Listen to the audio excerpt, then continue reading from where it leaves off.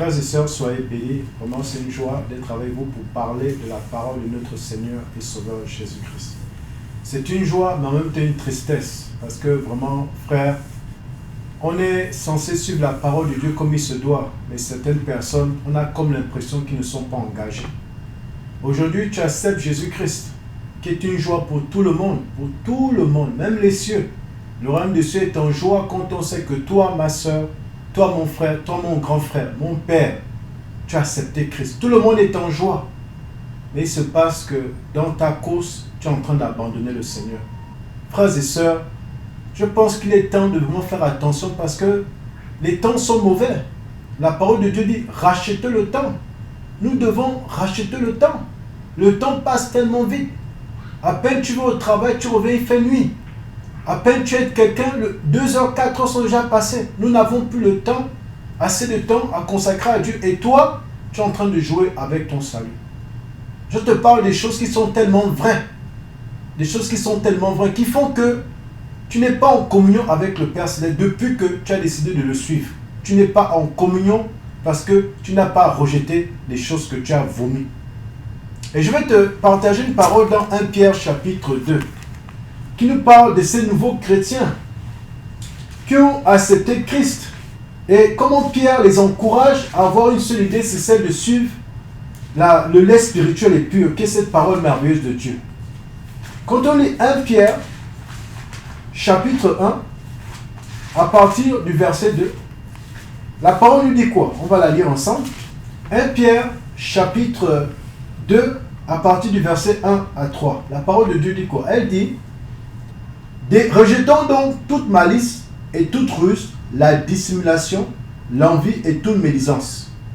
Désirez comme des enfants nouveau-nés le lait spirituel et pur, afin que vous croissiez pour le salut. Frères et sœurs, ici Pierre nous fait savoir que nous ne pouvons pas mélanger le lait spirituel et pur et les mauvaises choses. Il dit, désirez comme des enfants nouveau-nés le lait spirituel et pur, afin que vous croissiez pour le salut. Frères et sœurs, avant de croître pour le salut, il faut que tu arranges ta relation avec Dieu. Si tu as accepté de suivre Jésus-Christ, tu ne peux pas continuer dans la médisance. Tu ne peux pas continuer dans le mensonge. Tu ne peux pas continuer dans la fornication. Tu ne peux pas continuer dans la masturbation. Tu ne peux pas continuer dans la tromperie. Tu as décidé de suivre le Seigneur Jésus-Christ. Et Pierre lui dit, désirez comme des enfants nouveau-nés le lait spirituel et pur. Et tu vois, quand tu ne suis pas cette parole, ce lait spirituel et pur devient quoi? Un lait spirituel impur. Et s'il est impur, comment tu vas grandir? Comment tu vas grandir? Comment tu vas devenir quelqu'un qui arrive au salut de Jésus-Christ? Tu ne pourras pas. Ce n'est pas possible. Toi, tu ne peux pas changer les choses que la parole de Dieu a écrites depuis les années. C'est comme ça qu'elle fonctionne. Dis-moi comment tu vas faire. Tu acceptes Jésus-Christ, mais tu vis encore dans l'adultère. Tu acceptes Jésus-Christ et tu continues à vivre dans le faux. Tu remplis un CV pour trouver du travail, tu mens que tu es une personne que tu n'es pas. Ce n'est pas une bonne chose devant Dieu. Comment tu vas faire pour grandir? Tu ne peux pas grandir. Pierre dit, rejetons donc toute malice et toute ruse. Il dit, toute ruse, la dissimulation, l'envie et toute médisance. Désirez comme des enfants nouveau-nés le lait spirituel et pur. Il te faut abandonner ces mauvaises choses. Il te faut abandonner ces mauvaises choses pour que tu puisses grandir. Et pourquoi tu veux imaginer que la parole de Dieu va se mélanger avec la fornication? Comment tu vas imaginer ça? Ce n'est pas possible. Quand tu acceptes Christ, la parole de Dieu dit que tu dois grandir à cause de ce lait spirituel et pur. Mais voilà, tu ne grandis pas à cause des choses que tu continues à faire contre la parole de Dieu. Regarde un peu ta vie. Et nous pouvons le voir dans Jacques. Je disais qu'on pouvait le voir dans Jacques. Jacques chapitre 1 parle de la même chose. À partir du verset 20. La parole de Dieu dit quoi? Ici, c'est Jacques qui parle au frère. Il dit quoi? Il dit, car la colère de l'homme n'accomplit pas la justice de Dieu. On peut commencer même par le verset 19. Il dit, ainsi, sachez-le mes frères, bien-aimés, ainsi que tout homme soit prompt à écouter, l'un à parler, l'un à se mettre en colère. Car la colère de l'homme n'accomplit pas la justice de Dieu. Maintenant, écoutez le verset 21. C'est pourquoi rejetons toute souillure et tout excès de malice. Recevez avec douceur la parole qui était plantée en vous et qui peut sauver vos âmes. Il dit quoi? C'est pourquoi rejetons toute souillure et tout excès de malice. Aujourd'hui, la meilleure souillure maintenant que nous trouvons, c'est l'Internet. Tu rentres Internet, tu vois les mauvaises choses, la pornographie, tu vois les filles à demi-nues, tu passes du temps dessus toute la nuit, tu regardes les films qui ne glorifient pas Dieu. La parole de Dieu dit, c'est pourquoi rejetons toute souillure. Tu dois rejeter toute souillure et la malice. Afin de quoi? Afin de recevoir la douceur de cette parole. Il faut que tu rejettes, frère. Ma soeur, il faut que tu rejettes les mauvaises choses pour que la douceur de la parole de Dieu se manifeste dans ton cœur, se manifeste dans ta vie et que tu puisses grandir. Et ce n'est pas fini. Il dit, mettez en pratique la parole et ne vous bornez pas à l'écouter. Tout le temps tu écoutes les enseignements de Jésus-Christ TV, mais tu es la même personne qui va encore écouter les mauvais pasteurs. Tout le temps tu écoutes les enseignements pour t'amener à grandir, mais tu es encore la même personne qui vit avec le mari de truie. Tu es encore la même personne depuis des années, 2 ans, 3 ans, en train d'écouter la parole merveilleuse de Dieu, mais tu es là toujours en train de te détourner. La parole ne peut pas se mélanger avec les choses de la vie du monde. Ça ne peut pas. La parole de Dieu dit, si tu as l'amour pour les choses de ce monde, tu es inimitié contre Dieu. Dieu n'a pas l'amour pour toi. Parce que tu aimes le monde. Tu as la convoitise, la chair, en train de regarder tes ongles. En train de regarder comment ça, les sourcils, ça brille maintenant de partout. Tu es maintenant habillé comme une personne qui veut montrer tout son corps avec des habits collants. La perversité. Ma soeur, tu ne peux pas recevoir cette parole qui est le lait spirituel et pur pour que tu grandisses. Et c'est la même chose pour les bébés. Quand nos mamans ont leur bébé, qu'est-ce qu'elles font? Elles nourrissent leur bébé du lait pour qu'il puisse grandir. Elle ne peut pas donner au bébé la viande quand elle sait que ce n'est pas le moment de prendre la viande. Elle lui donne du lait, du bon lait pour que le bébé puisse grandir. Mais toi, tu veux faire les deux choses. Tu veux aller au monde et tu veux servir Dieu. Dieu dit non. Tu dois d'abord rejeter toutes ces mauvaises choses afin de le suivre. Et quand tu rejettes toutes ces mauvaises choses, il dit quoi? Tu dois mettre cette parole en pratique. Tu ne dois pas seulement l'écouter, tu dois la mettre en pratique. Tu dois la mettre en pratique afin de grandir.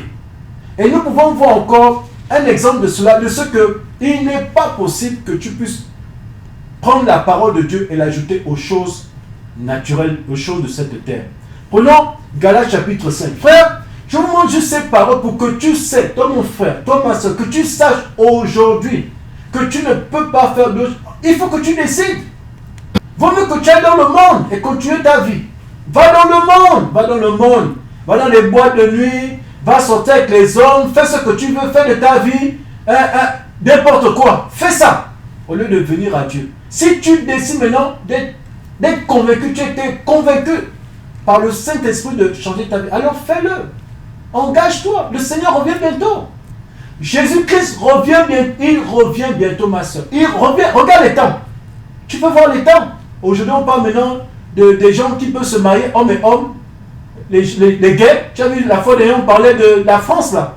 Comment les Champs-Élysées, ils ont présenté les gays devant un endroit précieux comme ça où les présidents viennent se rencontrer. Les gays, les lesbiennes on n'en parle plus.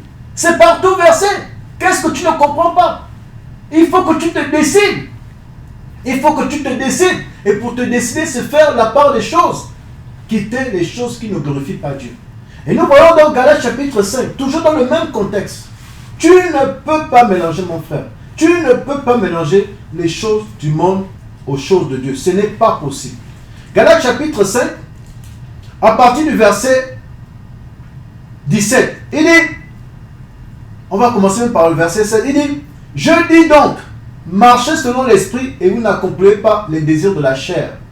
Car la chair a des désirs contraires à ceux de l'esprit, et l'esprit en a de contraires à ceux de la chair. Ils sont opposés entre eux afin que vous ne fassiez point ce que vous... Vous voyez, ils sont opposés entre eux. Quand tu reçois l'esprit de Dieu et que tu dis que je parle en boîte, ma soeur, mon frère, la chair là est opposée à l'esprit. Elle va pousser l'esprit et tu ne pourras pas grandir spirituellement. Tu vas faire 1 an, 2 ans, tu ne vas pas grandir spirituellement. Tu vas toujours être là, la même personne qui ne change pas. Pourquoi? Parce que tu ne fais pas la part des choses. L'esprit et la chair ne travaillent pas ensemble. C'est pour ça le verset c'est dit que marchez selon l'esprit et vous n'accomplirez pas les désirs. Si tu marches selon l'esprit de Dieu, de ce que tu as accepté Christ dans ta vie, ma soeur, je te promets, tu ne pourras pas marcher selon la chair. Tu ne pourras pas marcher selon la chair parce que tu as décidé de suivre l'esprit. Et c'est ce que le Seigneur nous appelle à faire, à suivre l'esprit. À suivre l'esprit afin que nous puissions tenir ferme sur cette marche digne du Seigneur. Est-ce que tu comprends? Est-ce que tu vas encore continuer à vivre dans les choses qui ne glorifient pas Dieu et te plaindre? 10 ans, tu es dans l'église. 19 ans, tu es dans l'église. Mais tu ne grandis pas. Toujours là, pareil. Tu ne connais pas le parler en langue. Tu ne connais pas la vie spirituelle de Dieu. Tu ne connais pas le jeûne. Tu n'as même jamais lu la Bible tout entière. Qu'est-ce qui se passe? Et il y en a plusieurs qui sont comme ça dans l'église de Dieu. Ils ne grandissent pas. Ils ne grandissent pas. On va prendre Hébreux chapitre 5, versets 11 à 14. La parole de Dieu va encore nous expliquer comment nous pouvons nous détourner de la parole de Dieu. Comment nous pouvons rester pendant des années, ne pas avancer. Et ça revient encore à la même chose. Nous ne pouvons pas mélanger l'esprit avec la chair. Comprenons bien encore. Ici, il dit, nous avons beaucoup à dire là-dessus et des choses difficiles à expliquer parce que vous êtes devenus lents à comprendre. Il dit, vous êtes devenus lents à comprendre. Il dit, vous, en effet, qui depuis longtemps deviez être des maîtres. Vous deviez être des maîtres. Ça veut dire quoi? Ce sont des personnes qui sont dans l'église. 5 ans, rien. 10 ans, rien. 20 ans, rien. Jusqu'à quand? Jusqu'à quand? Il faut que tu comprennes, mon frère. Tu ne peux pas grandir. Tu ne peux pas grandir. À cause de ton manque d'obligation pour le Seigneur, qu'est-ce qui se passe? Tu es lent. Tu es devenu lent à comprendre. La parole de Dieu rentre là. Ça sort dès que tu sors de l'église. Ça rentre là. Dès que tu te retrouves dans ta chambre, tu as oublié. Pourquoi? Parce que tu n'aimes pas Dieu. Tu n'aimes pas Dieu. Tu as décidé de suivre les choses du monde. Et c'est ce que la parole nous explique. Tu étais la personne que Jésus-Christ a dit, oh, si tu m'as accepté dans la vie, tu vas devenir quoi? Maître. Et tu vois, à cause de ce que tu ajoutes dans le service, tu deviens quelqu'un qui ne comprend plus la parole de Dieu. C'est pour ça que tu ne grandis pas. Il te faut changer ta vie. Et qu'est-ce qu'il dit quand tu ne grandis pas? Il dit dans le verset 13, oh, quiconque en est au lait n'a pas l'espérance de la parole de justice, car il est un enfant. Tu vois un peu? Quand tu ne grandis pas, c'est que tu es encore au niveau du lait. Ce lait spirituel le plus qui devait te faire grandir. Que tu ne prends pas bien. Pourquoi? Parce que tu ajoutes toujours la convoitise du monde. Tu ajoutes toujours les choses de la chair. Tu ne vas pas grandir. Et c'est pour cela, ces frères sont devenus là à comprendre. Parce qu'ils ne suivaient plus la parole de Dieu. Ils ne suivaient plus les critères de ce que Jésus-Christ voulait dans leur vie. Ils avaient tout abandonné. Il dit, tu n'as pas l'espérance de la parole. Quand on n'a pas l'espérance de la parole, ça veut dire quoi, mon frère? Ça veut dire que tu ne la mets pas en pratique. Ça veut dire que tu ne l'exerces pas dans ta vie. Le Seigneur te dit, ne sors pas avec ta copine. Tu ne peux pas vivre dans la fornication. Demain, ta copine t'appelle au téléphone, tu prends le rendez-vous, tu vas encore dormir chez elle. Le Seigneur te dit de ne pas mentir. Tu rentres encore, tu mens à tes parents. Le Seigneur dit de ne pas voler. Tu as un rendez-vous, tu vas fouiller dans la mallette de ton père ou de ta mère pour prendre l'argent qui est à l'intérieur, pour sortir. Tu as encore volé. Le Seigneur dit, je ne peux pas grandir. Je ne peux pas grandir dans ce corps. Tu ne peux pas grandir. Et voilà, 5 ans, 6 ans, tu es chrétien, tu n'avances pas. Et voilà, le Seigneur est là, qu'est-ce que tu fais? Oh, si je savais. Oh quoi? Il faut que tu te décides. Il faut que tu te décides à présent. Tu attends quoi? Moi, je veux te dire quelque chose, c'est que nous avons 2 choses que nous n'allons jamais rater. La première chose, c'est quoi? C'est que tu vas mourir comme moi. Nous allons tous mourir. Et la deuxième chose, c'est quoi? C'est que tu vas rencontrer le Seigneur devant son trône pour que tu te justifies. Tu vas dire quoi? Frère, quand on meurt, on ne peut plus se justifier. Est-ce que tu as déjà vu un corps qui peut se parler? Un corps mort, il va parler comment? C'est fini. Maintenant que tu es là, vivant, tu es vivant là, on t'a parlé de la parole de Dieu. Il est temps pour toi de faire ce choix et te donner à Dieu complètement. Il faut que tu te donnes à Dieu. Il dit qu'ils n'ont pas eu l'espérance de la parole de Dieu. Qu'est-ce qu'avoir l'espérance de la parole de Dieu? Nous avons lu tout à l'heure dans Jacques. Jacques chapitre 1 nous a fait comprendre que nous ne devons pas seulement être bornés à écouter. Tu écoutes jusqu'à quand? Il faut que tu mettes la parole de Dieu en pratique. Mets-la en pratique. Mets-la en pratique pour ton Seigneur et Sauveur. Hein? Regarde ce que Jacques nous a dit. On va encore relire ça pour que tu comprennes bien. Jacques chapitre 1. Jacques chapitre 1, à partir du verset 19, vous allez quoi? Il dit, sachez-le mes frères bien-aimés, ainsi que tout homme soit prompt à écouter, l'un à parler, l'un à se mettre en colère, car la colère de l'homme n'accomplit pas la justice de Dieu. Il dit maintenant, écoutez, on va revenir encore au même sujet. C'est pourquoi, rejetant tout sûr et tout excès de malice, recevez avec douceur la parole qui a été plantée en vous et qui peut sauver. Sauver quoi? Sauver vos âmes. Tu dois la recevoir avec douceur. Mais comment la recevoir avec douceur? En rejetant la souillure, les activités de ce monde. Ensuite, tu pourras recevoir cette parole. Maintenant, quand tu la reçois, il dit quoi? Il dit, mettez en pratique. Tout à l'heure, on a lu quoi? On n'a pas lu dans Hébreu qui disait que non, ils sont là spirituels parce que quoi? Ils sont là, ils n'ont pas l'espérance de la parole. Or, nous savons que mettre la parole, l'espérance, c'est la mettre en pratique, vivre d'elle. On dit de ne pas voler, tu as une tentation, tu dis je ne vole pas. On dit de ne pas mentir, tu es confronté à un mensonge, tu dis je ne mens pas. C'est-à-dire que tu obéis, tu la mets en pratique. Quand tu la mets en pratique, tu t'exerces. Tu vois, tu t'exerces, tu fais des exercices, tu confrontes. Tu confrontes ce que Dieu t'apprend, tu confrontes, et quand tu confrontes cela, tu grandis cela. Et vous n'avez pas vu, nos femmes ou nos mamans font ça, hein? Qu'est-ce qu'ils font? Quand ils ont nourri notre bébé là, nos bébés là, quand ils les nourrissent, qu'est-ce qu'ils font? Ils le laissent par terre pour voir s'il va se déplacer.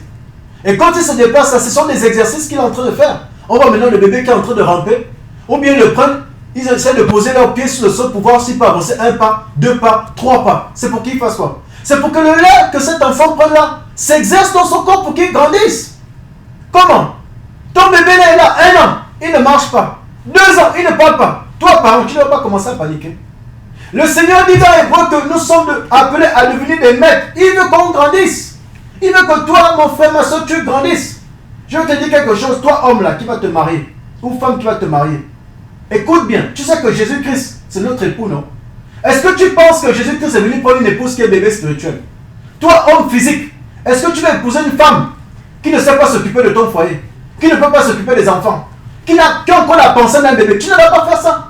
Jésus-Christ n'est pas venu prendre des bébés spirituels, mon frère. Il est venu prendre des bébés qui ont grandi, qui sont devenus matures, qui mangent la nourriture solide, la nourriture de Dieu. Là, il nous faut grandir. Il nous faut grandir. Donc, arrête de rester avec les choses ou de faire des choses qui ne glorifient pas Dieu.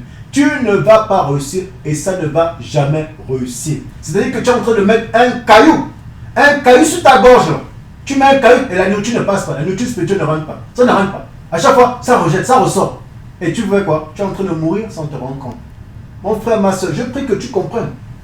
Et Jacques continue, dit, dans le verset 23, car si quelqu'un écoute la parole et ne la met pas en pratique, il est semblable à un homme qui regarde dans un miroir son visage naturel.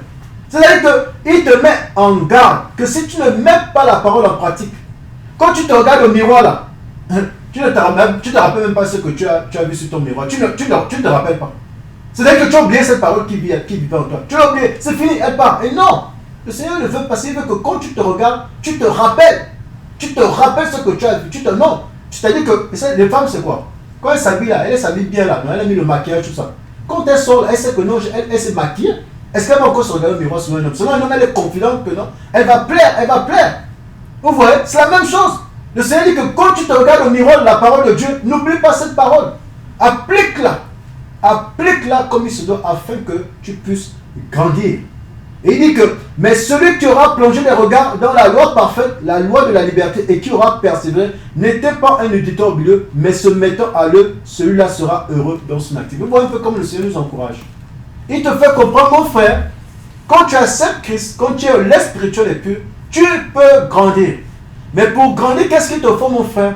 Il te faut t'écarter de la fornication, du mensonge, du vol, de la tromperie. Il faut que tu enlèves toutes ces choses afin que tu reçois cette parole merveilleuse qui est douce.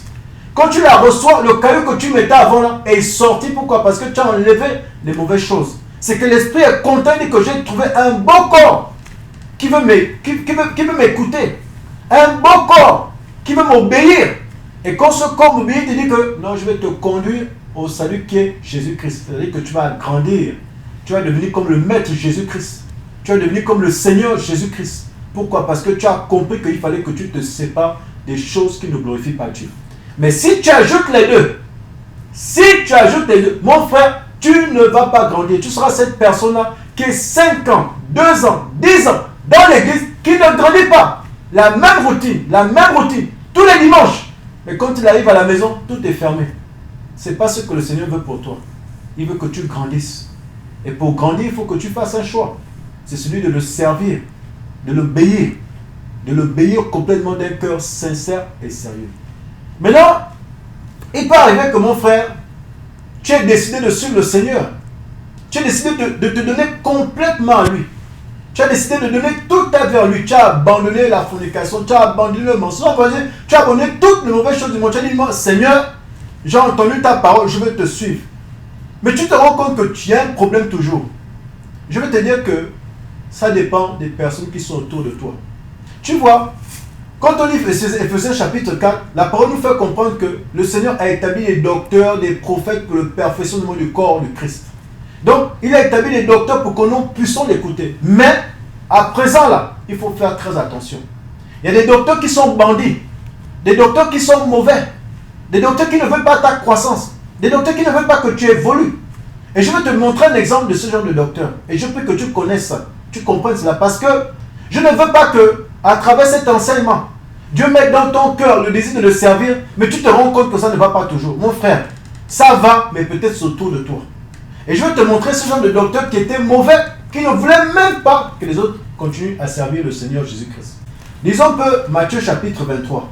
Ici, c'est Jésus-Christ qui parle. Il dit, « Malheur à vous, scribes et pharisiens hypocrites, parce que vous fermez aux hommes le royaume des cieux. Vous n'y entrez pas vous-même et vous ne laissez pas entrer ceux qui veulent entrer. » Tu écoutes ça. Ici, les pharisiens, ce sont des docteurs de la loi. Ils connaissent la parole de Dieu, la parole de Moïse. Donc, ils connaissent la parole de Dieu. Mais qu'est-ce qui se passe? Jésus-Christ lui-même dit que les pharisiens, vous êtes maudits. Il dit, vous êtes maudits parce que quoi? Vous êtes des personnes hypocrites. Hypocrite, c'est déjà quoi? C'est quelqu'un qui ne veut pas te dire la vérité. Il ne veut pas que tu saches la vérité. Et s'il ne veut pas que tu saches la vérité, nous savons tous que c'est la vérité de Dieu. Puisqu'il ne veut pas que tu rentres dans le royaume des cieux. Mais tu vois, quand tu acceptes Christ, tu es dans cette église-là, bâtiment église-là. Tu crois que toutes les personnes qui sont autour de toi sont des bonnes personnes. Mais les pharisiens dont on parle, qui empêchent que les hommes aillent au royaume de Dieu, ou qui ne veulent même pas que ceux qui désirent entrer dans le royaume de Dieu rentrent, ce sont ces pasteurs-là qui mentent. C'est-à-dire qu'ils te donnent un lait spirituel impur qui n'est pas la parole de Dieu. Ils vont te parler de la prospérité, les choses de ce monde, les choses qui sont, la richesse, tout ce qui concerne le monde. Et voilà, tu reçois un évangile qui n'est pas de Dieu et qui te bloque de rentrer dans le royaume de Dieu. Et c'est à ce que je t'appelle. C'est-à-dire que tu vois, tu vas suivre le Seigneur, tu vas te débarrasser des mauvaises choses, mais il y a quelqu'un qui est autour de toi qui est mauvais. Il a déjà mis les excréments, les cacao, bien, il a tué les enfants dans son église pour que tu puisses être capté, devenir esclave. Et voilà, le Seigneur manifeste un caractère de lui qui est mauvais, mais tu ne le vois pas. C'est pour ça que je t'appelle à voir cela. Tu peux suivre mais il faut que tu demandes au Seigneur de te donner le discernement où tu te trouves dans l'église dans laquelle tu te... S'il te plaît, ne fais pas confiance. Je suis sûr que si moi, je te dis de boire de l'eau ou qui a une couleur noire, tu vas refuser parce que tu vas dire, mais comment le frère peut me faire boire ça? Mais quand tu rentres dans ces églises, tu vois ces gens avec des grosses vestes là, avec une grosse Bible là, dès qu'il te dit de faire quelque chose, tu fais. Non mon frère, c'est pas parce que tu es chrétien, que tu es nouveau bébé que tu vas accepter ce qu'il dit. La parole de Dieu dit que les Bériens, comme Paul leur parlait, pourtant Paul, c'était quelqu'un qui avait l'esprit de Dieu. Mais même si Paul leur parlait, il faisait quoi? Il partait regarder toujours la Bible pour voir si ce que Paul disait était vrai. Ce n'est pas parce que tu viens d'accepter Christ que dès que tu viens, on te dit de faire, tu fais. Non! Demande au frère, c'est vrai que je viens d'accepter Christ. Donne-moi quand même un verset. Tu me dis que je dois manger ça. Je mange ça pourquoi? Tu me dis je dois faire ça. Je fais ça pourquoi? Tu es un nouveau chrétien, il faut que tu n'acceptes plus. N'accepte plus, mon frère. Il faut que tu fasses attention. Ces pharisiens-là, la parole de Dieu dit qu'ils ne voulaient pas que les autres rentrent au royaume de Dieu. Et ces personnes, parce qu'ils ont vendu leur âme, ils font la magie. Ils veulent aussi t'empêcher de rentrer dans le royaume de Dieu. Donc il faut que tu fasses attention. Fais attention à toi. Et nous avons encore un exemple de cela dans le livre de Jean. Dans 3 Jean chapitre 1 à partir du verset 9. C'est l'histoire de Diotrephe. Et si c'est la lettre de Jean, Jean c'était un apôtre de Jésus-Christ. Il a écrit l'évangile et il a encore écrit les épîtres inspirés par Dieu. C'est lui qui a encore eu la révélation d'Apocalypse. L'Apocalypse. Donc Jean c'était quelqu'un qui était rempli de l'esprit. Il a été déçu. Donc essayez d'imaginer. Il écrit une lettre à Diotrephe. Diotrephe, c'était quelqu'un qui était sûrement le leader d'une église. Et quand il envoie la lettre, Diotrephe n'accepte pas cette lettre. Il n'accepte pas, il rejette cette lettre. Et il donne des mauvais propos contre le frère Jean. Et il ne s'arrête pas là. Maintenant, il y a des frères qui veulent venir visiter l'église. Et Diotrephe refuse que ces frères viennent à l'église. Maintenant, il y a des membres de l'église qui sont dans l'église de Diotrephe qui disent non, il faut faire entrer ses frères. Diotrephe, qu'est-ce qu'il fait? Il les chasse de l'église. Qu'est-ce qui se passe? Quand tu lis la suite, Jean dit quoi? Que Joseph, Diotrephe sûrement n'a pas connu Dieu. Il n'a pas connu Dieu. Mais écoutez frère, l'église n'est pas fermée. Si l'église n'est pas fermée, ça veut dire quoi? Ça veut dire qu'il y a d'autres membres qui sont restés. Ces membres-là sont en train de faire quoi? D'écouter quelqu'un qui les empêche d'aller au royaume de Dieu. Cet homme ne connaît pas Dieu. Comment il va les conduire à Dieu? C'est pour ça qu'il nous faut faire attention, mon frère. Ma soeur, fais attention au bâtiment où tu te trouves. Fais attention à celui qui te prêche. Fais attention à celui qui veut te dire fais. Il faut faire attention à cela. Ou bien les gens qui m'appelaient père spirituel. Ça aussi c'est un blocage. Et on a parlé de ça ce matin. Père spirituel, je suis ton père spirituel. Il n'y a qu'un seul père, c'est Dieu seul. Donc frère, n'acceptez pas ce genre de choses. Je veux que tu comprennes. Donc il y a deux choses que tu as appris aujourd'hui. La première chose c'est quoi? Quand tu acceptes Christ, mon frère, n'ajoute pas les choses de ce monde. Tu ne peux pas recevoir les choses de ce monde et recevoir Dieu. Ce n'est pas possible. Soit tu prends les choses de ce monde, soit tu prends Dieu. Tu ne peux pas, il n'y a pas de neutre. Tu ne peux pas être au milieu.